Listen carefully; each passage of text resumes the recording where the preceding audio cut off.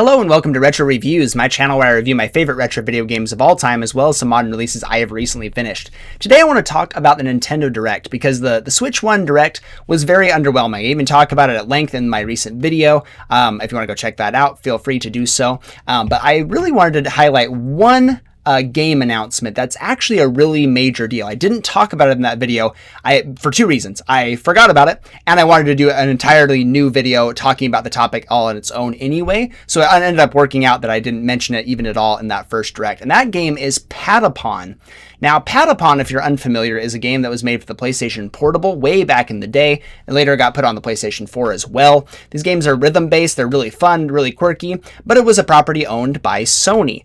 And as we've seen in the past, we haven't seen Sony, Microsoft, and Nintendo really work together much at all. If you look back even at like the 7th generation, that was the most important generation for console exclusives. That was really what was selling consoles. The Xbox 360 really ran away because they had things like Halo and Gears of War, and also obviously things like it was easier to work with from developers and for like the Unreal Engine and everything. There were definitely other factors, but exclusives were a driving force in that 7th generation. It really helped Microsoft get a footing in the console market and like compete with Sony in a very big way.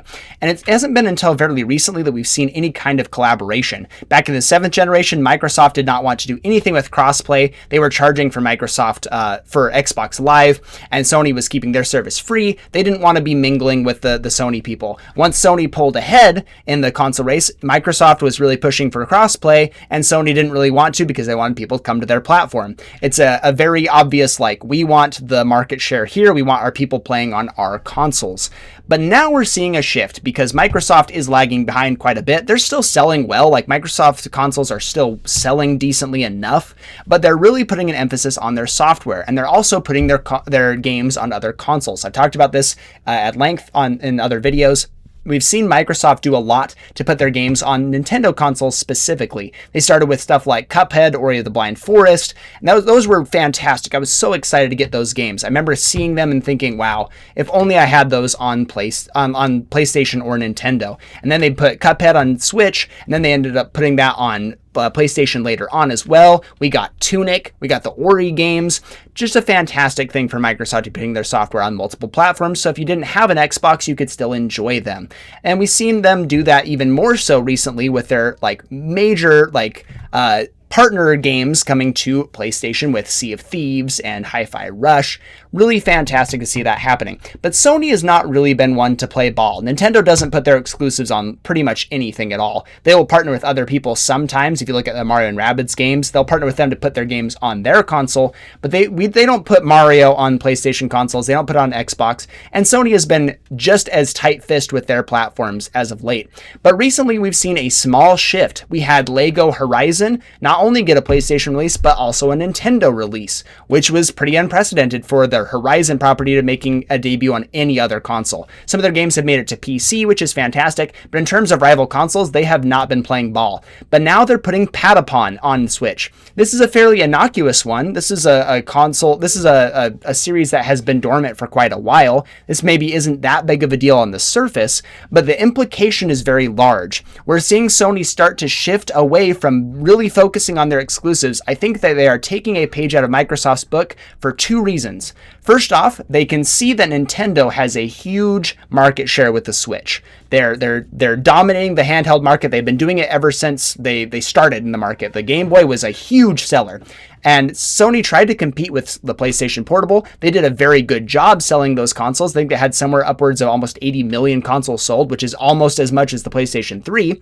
Fantastic sales, but it was still dwarfed by the Nintendo DS in almost every conceivable metric. And then the Vita, they botched that launch and everything. It could have been really fantastic, and that sold abysmally compared to anything that Nintendo was putting out, especially the 3DS. So they clearly see that Nintendo has a strong foothold in this market. They're likely trying to capitalize, at least to some degree, on their older properties. If this is if this implication ends up like being something big and major, we could see some of their other old properties make their way to cross-platform. Probably Nintendo first. I don't think they're ready to play ball with Microsoft yet, but I think the fact that Microsoft is looking at putting Halo and Gears of War on the PlayStation 5, it probably is signaling that Sony is going to do the same with some of their old franchises going forward. Let's maximize their profits as much as possible. But I can absolutely see them putting games like Sly Cooper and the Jak and Daxter series on the Nintendo Switch. It seems like the perfect place for it. I think that they've seen great success putting that on like the PlayStation Plus Premium service and having the PlayStation Portal as kind of a conduit for that. But if they want to really find a lot of value here, putting it on Switch makes the most sense. If they put a collection of Jak and Daxter games, if they put a collection of Sly Cooper games together, heck, even the old God of War games, this could be a great way to funnel people to their console. Let's say that they're putting the God of War trilogy from the PlayStation 2 and PlayStation 3 together, the first 3 God of War games, and Ascension. Let's just throw that in there as well. They put that on the Nintendo Switch.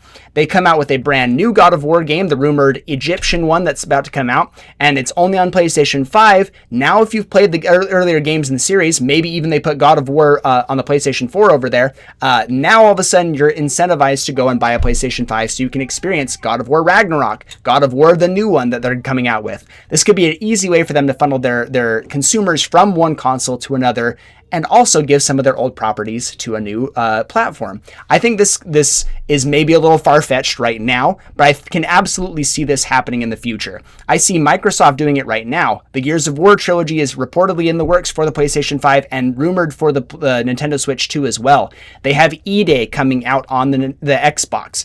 I don't know if they're going to cross-platform that one immediately, but if they don't, it's a great marketing strategy. They can absolutely get you hooked on the Gears of War series on the PlayStation 5 or on the Switch 2, and then say, oh, we've got this shiny new one on E-Day. Please subscribe to Game Pass, and so that you can experience it now. Maybe even they put Game Pass on Nintendo Switch and PlayStation. Who knows? Maybe they make that accessible there. Get a way to funnel these other rival consumers and now put them into the funnel and get them on your own thing. I think that's what Microsoft is doing.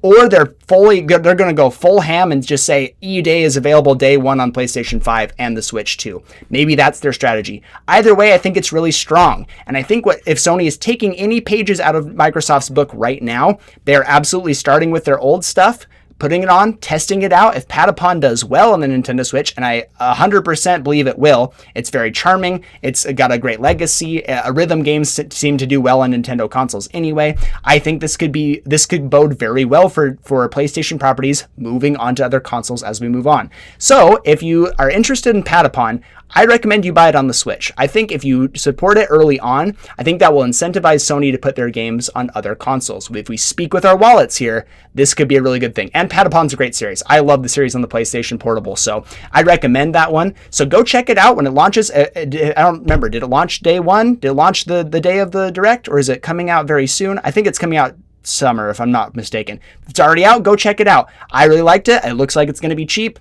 It's a lot of fun, and again, this will incentivize Sony to put their stuff on more platforms and hopefully revive their old franchises. Thank you so much for watching, and I'll see you on the next one.